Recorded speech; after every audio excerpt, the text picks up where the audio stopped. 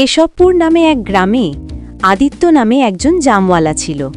সে জাম বিক্রি করে তার পরিবার চালাতো। জাম নেবেন জাম, এখানে টাটকা মিষ্টি জাম পাবেন।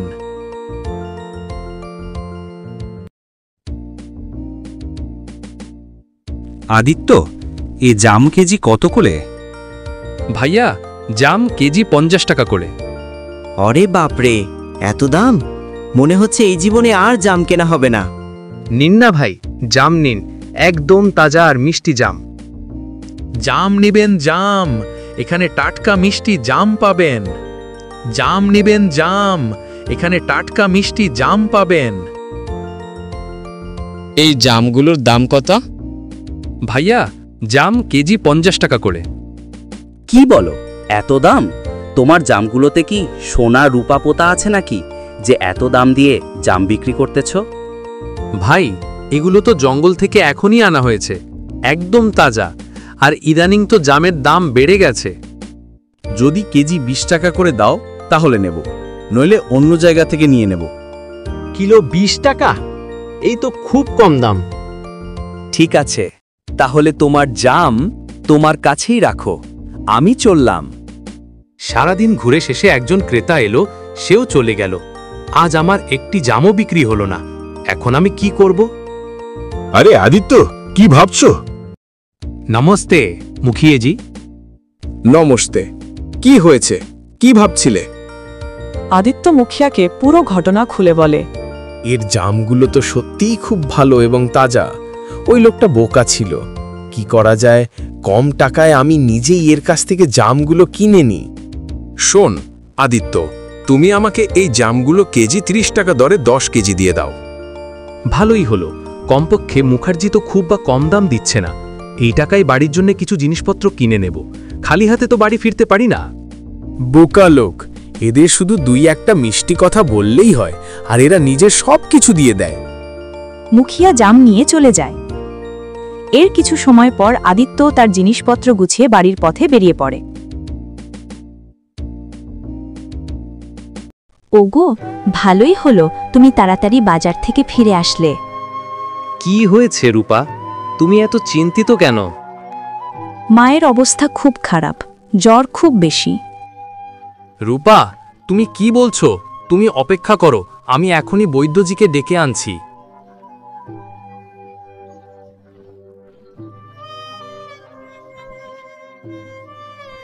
বৈদ্যজি, তাড়াতাড়ি চলুন, আমার মায়ের অবস্থা খুব খারাপ।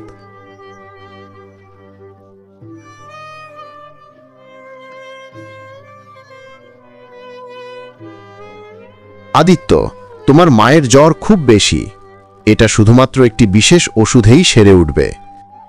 ওই ওষুধটা খুব দামি, তাতে যে জড়িবুটি ব্যবহার করা হয় সেগুলো সহজে পাওয়া যায় না।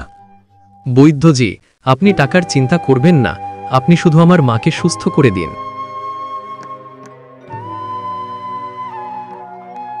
বৈদ্যজি আদিত্যের মাকে ওষুধ দেন, তা দেখে রূপা অবাক হয়ে যায়। তোমার কাছে এত টাকা কোথা থেকে এলো? আজ মুখিয়াজি আমার কাছ থেকে অনেক জাম কিনে নিয়েছিলেন, সেখান থেকেই এই টাকা পেয়েছিলাম। সব টাকা তো মায়ের ওষুধের পিছনে খরচ হয়ে গেল। হ্যাঁ রূপা, এখন আমার কাছে কোনো টাকা নেই। কিছুদিন কেটে যায়, আদিত্যের মা সুস্থ হয়ে উঠেছেন, কিন্তু আদিত্যের জাম বিক্রি দিন দিন কমে যাচ্ছে। ওগো, শুনছো?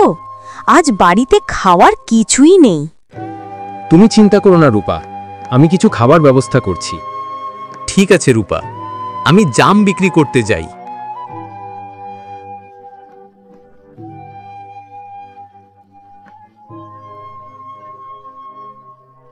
হে ভগবান, আজ আমার কথা শুনে নিও, আমার সব জাম যেন বিক্রি হয়ে যায়। সে ভাবতে থাকে কিভাবে সে সংসার চালাবে, মায়ের সেবা করবে। এখন কেউই তার জামও কিনতে চায় না, সে খুবই নিরাশ বোধ করছে। বেটা, এই ভিখারির জন্য কিছু ভিক্ষে আছে? আমি দিতে চাই সন্ন্যাসী বাবা, কিন্তু এখন আমার কাছে আপনার জন্য একটাও পয়সা নেই। আমার ঘরেও না আছে আটা, না কোনো শস্য যা আপনাকে দিতে পারি।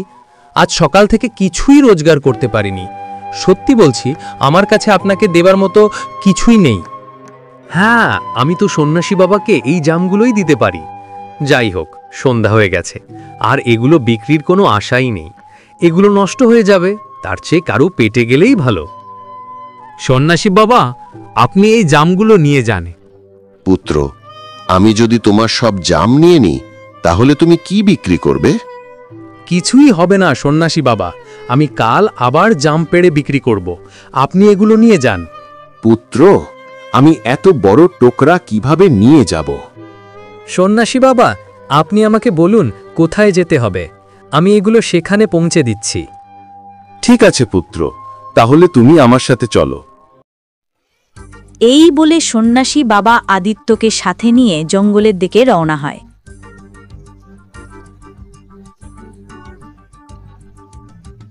ধন্যবাদ পুত্র। আরে বাবা, ধন্যবাদের কি আছে, এটা তো আমার কর্তব্য ছিল। আমার আশীর্বাদ সবসময় তোমার সঙ্গে থাকুক। তুমি চিরদিন সুখে ও আনন্দে থাকো। সাধু বাবা, আপনি যদি অসন্তুষ্ট না হন, তাহলে আমি আপনাকে একটি কথা জিজ্ঞেস করতে পারি? জিজ্ঞেস করো পুত্র, তুমি কি জানতে চাও? সাধু বাবা, আপনি তো জাম নিলেন, কিন্তু লোকজনকে কি শুধু জাম খাওয়াবেন? না পুত্র, আসলে আমি সবজি এবং আনাজ তো আগে থেকেই জমা করে রেখেছিলাম। তারপরেই আমি জামের খোঁজে বের হয়েছিলাম। সাধু বাবা, এটা তো খুবই ভালো হলো, আমার জাম আপনার কাজে লাগলো। ঠিক আছে বাবা, এখন আমি চললাম।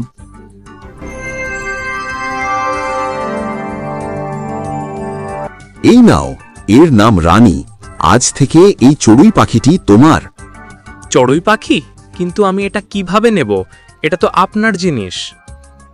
যখন তুমি কোনো স্বার্থ না দেখিয়ে আমাকে তোমার সমস্ত জামের টুকরো দিয়ে দিলে, তখন আমি কি তোমাকে একটি চড়ুই পাখিও দিতে পারি না? সাধু বাবা, আমি এই চড়ুই পাখি দিয়ে কি করব? এটা কোনো সাধারণ চড়ুই পাখি নয়, এটি একটি জাদুর পাখি। এটা তোমার ভাগ্যের চাবি।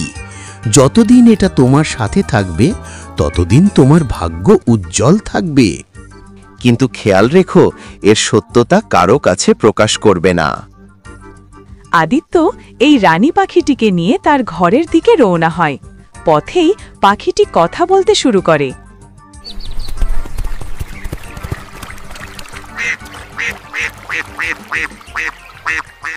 আদিত্য, সাধু বাবা যা বলেছেন তার খেয়াল রাখবে। এই কথা কাউকে জানতে দেবে না যে আমি একটি জাদুর পাখি। ঠিক আছে বন্ধু, আমি প্রতিজ্ঞা করছি, আমি এই সত্য কখনো কাউকে বলবো না। আপনি এই পাখিটি কোথা থেকে নিয়ে এলেন? রূপা, এই পাখিটি এখন থেকে আমাদের সাথেই থাকবে। আপনি এই পাখিটিকে বাড়ি কেন নিয়ে এলেন? এখন তো আমাদের খাওয়ার কষ্ট চলছে, এক বেলার রুটি পর্যন্ত কষ্টে জোগাড় হয়, তার ওপর আপনি এই পাখিটিকে নিয়ে এলেন। রূপা, তুমি একই ধরনের কথা বলছো। এই ছোট্ট পাখিটি কতটুকুই বা খাবে? আর খাওয়ার কথা যদি বলো, আমরা যা খাবো তার থেকে একটু ওকে দিলেই হবে। ওরে আদিত্য, বাড়িতে আছো নাকি? থাকলে একটু বাইরে আসো। আরে সুরজ ভাই, আপনি এখানে? আদিত্য, ব্যাপারটা হলো, আজ আমার মেয়ের জন্মদিন ছিল। অনেক পাকোড়া, পুলাও, মিষ্টি ইত্যাদি বেঁচে গেছে, তাই ভাবলাম গ্রামে বিলিয়ে দিই। সেই কারণে তোমাকেও দিতে চলে এলাম। এই নাও। রূপা দেখো, এটা তো খুবই সুস্বাদু পকোড়া। দেখো, আমি বলেছিলাম না, যার ভাগ্যে যা লেখা থাকে সে তাই পায়। তুমি অকারণেই চিন্তা করছিলে।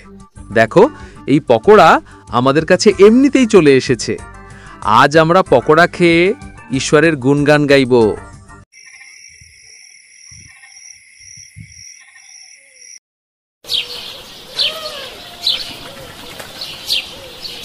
রূপা, আমি জাম বিক্রি করতে বাজারে যাচ্ছি। তো আপনি কি এই রানী পাখিটাকেও সাথে নিয়ে যাবেন? কেন, কি হয়েছে? এমনি জিজ্ঞেস করছিলাম। আদিত্য এই রানী পাখিকে সাথে নিয়ে বাজারে যায়। জাম নেবেন জাম, এখানে টাটকা মিষ্টি জাম পাবেন। আদিত্য, তোমার জাম তো খুব ভালো দেখাচ্ছে, কি দাম দিচ্ছ? ভাইয়া, জাম কেজি 50 টাকা করে। খুব ভালো, একটা কাজ করো, আমাকে 4 কেজি জাম দিয়ে দাও। ক্রেতারা দরদাম ছাড়াই আদিত্যের সমস্ত জাম কিনে নেয়। আরে বাহ, আজ তো আমার সব জাম ভালো দামে বিক্রি হয়ে গেল। এখন এই টাকায় আমি মা আর রূপার জন্য ভালো কাপড় আর পকোড়া কিনে নিয়ে যেতে পারবো।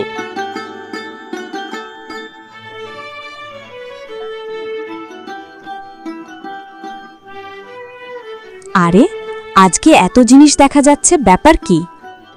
আজ আমার আয় খুব ভালো হয়েছে, তাই আমি তোমাদের দুজনের জন্য কাপড় আর পকোড়া নিয়ে এসেছি।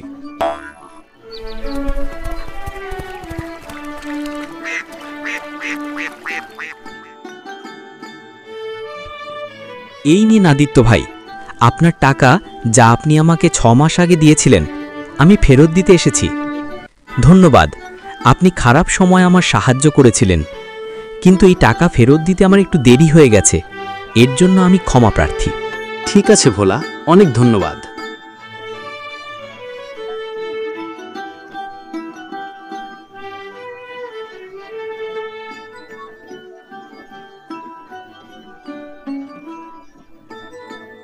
এই আদিত্যের তো সব জাম চুটকিতে বিক্রি হয়ে যায়, আর আমরা এত লোক সকাল থেকে বসে থাকি, কিন্তু আমাদের একটি ফলও বিক্রি হয় না। ভাই, তুমি একদম ঠিক বলেছ। এই আদিত্যের কারণে আমাদের ব্যবসা বন্ধ হয়ে যাওয়ার আগে আমাদের কিছু না কিছু তো করতেই হবে। তাহলে আমরা এখন কি করব? ভাই, আমরা এর অভিযোগ আমাদের গ্রাম প্রধানের কাছে করি। বাকি সব বিষয় তিনি নিজেই দেখবেন।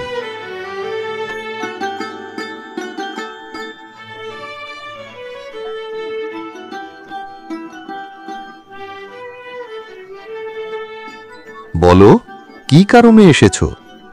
দাদা, আমরা আপনাকে একটি খুবই জরুরি কথা বলতে এসেছি। বলো, কি এমন জরুরি কথা? দাদা, আমাদের গ্রামের আদিত্য, সে অন্যদের জায়গা থেকে জাম চুরি করে বিক্রি করছে। এটা তুমি কি বলছো?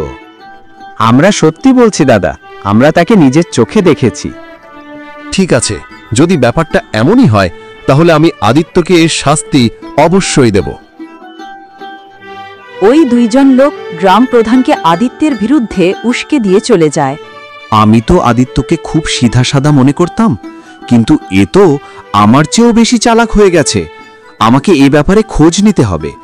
আজ রাতেই আমি আদিত্যের বাড়িতে গিয়ে এই ব্যাপারে সত্যতা যাচাই করব।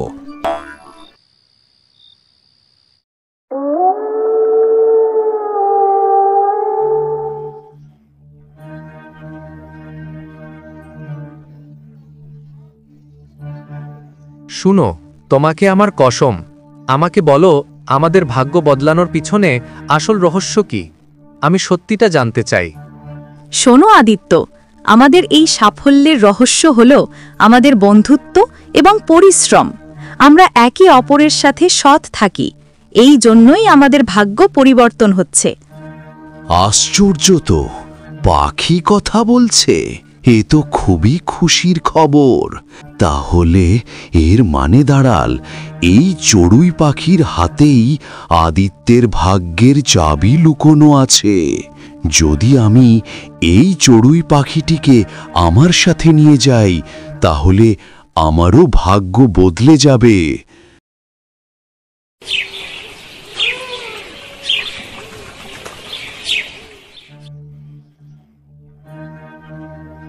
পরের দিন সকালে গ্রাম প্রধান সেই 2 লোককে সাথে নিয়ে আদিত্যের বাড়িতে হাজির হয়।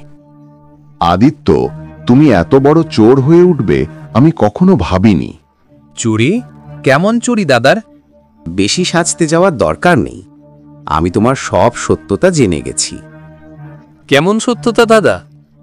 আদিত্য, এক তো তুমি অন্যদের জমি থেকে জাম চুরি করে বিক্রি করো, আবার জিজ্ঞেস করো কেমন চুরি? তোমার শাস্তি এই যে এখন তুমি আমাকে 15,000 টাকা জরিমানা দিতে হবে। দাদা, আমার কাছে তো এত টাকা নেই, আর আমি সত্যিই বলছি আমি কারো কাছ থেকে কোনো চুরি করিনি এবং করব না। যদি তোমার কাছে 15,000 টাকা না থাকে, তাহলে আমি চড়ুই পাখিটিকে আমার সাথে নিয়ে যাব। না না, আমি তোমার সাথে যাব না। দাদা, এটা আমার চড়ুই পাখি, আপনি আমার চড়ুই পাখিকে এভাবে নিয়ে যেতে পারবেন না। মারো একে। এই আমাদের জমি থেকে জাম চুরি করে আর আমাদের পরিশ্রমের টাকায় আরাম করে। হ্যাঁ হ্যাঁ, মারো একে, এ চোর। ছেড়ে দাও আমার স্বামীকে, সে সম্পূর্ণ নির্দোষ, এ কিচ্ছু করেনি। গ্রাম প্রধানের কথায় তাকে ছেড়ে দেয়, কিন্তু যাওয়ার সময় আদিত্যের চড়ুই পাখিটি সাথে নিয়ে চলে যায়।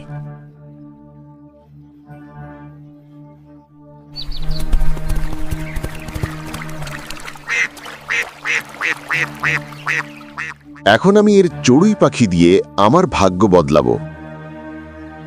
কিছুদিন কেটে যায়। রানী চড়ুই পাখি চলে যাওয়ায় আদিত্যের অবস্থা আগের চেয়েও খারাপ হয়ে যায়।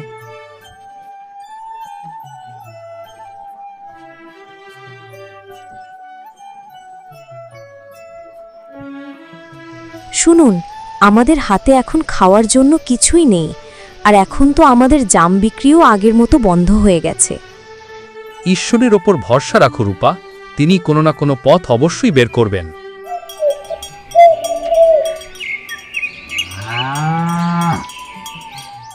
শোনো চড়ুই, এখন থেকে তুমি আমার সাথেই থাকবে এবং আমিই তোমার মালিক, বুঝলে?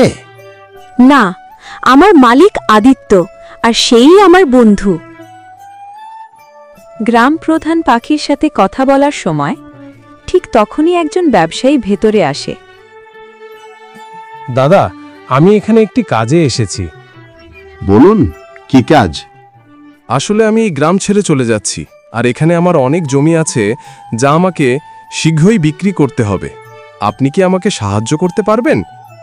না হয় আপনি আমার সব জমি কিনে নেন, তাহলে খুব ভালো হয়, কারণ আপনি ছাড়া এই গ্রামে আমার এত জমি কেউ কিনতে পারবে না। গ্রাম প্রধান সেই ব্যবসায়ীর জমি কম দামে কিনে নেন এবং কিছুদিনের মধ্যেই সেই জমি দ্বিগুণ দামে বিক্রি করে দেন। আরে বাহ, এই চড়ুই পাখি তো সত্যি ভাগ্যের চাবি। আমাকে এই পাখিটাকে সবার থেকে লুকিয়ে রাখতে হবে, নইলে যে কেউ এটাকে নিয়ে যেতে পারে। এরপরই কিছুদিন কেটে যায়। একদিন গ্রাম প্রধানের পিঞ্জিরার দরজা খুলে যায় এবং সুযোগ পেয়ে রানী পাখি সেখান থেকে উড়ে পালায়। আরে, ওই পাখি কোথায় চলে গেল?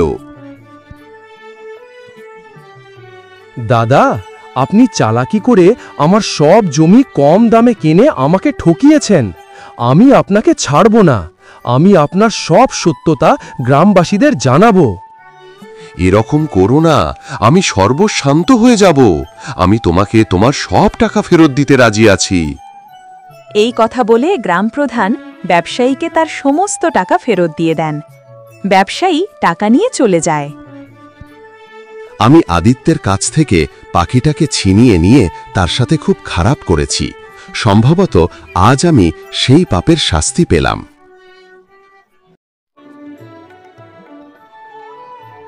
রূপা, আমি বের হচ্ছি। আজ আপনি কোথায় যাচ্ছেন? আমি জঙ্গলের দিকে যাচ্ছি রূপা। ঠিক আছে, আমি অল্প কিছুক্ষণের মধ্যে ফিরে আসব। এই বলে আদিত্য জঙ্গলে সাধু বাবার কুটির দিকে রওনা হয়।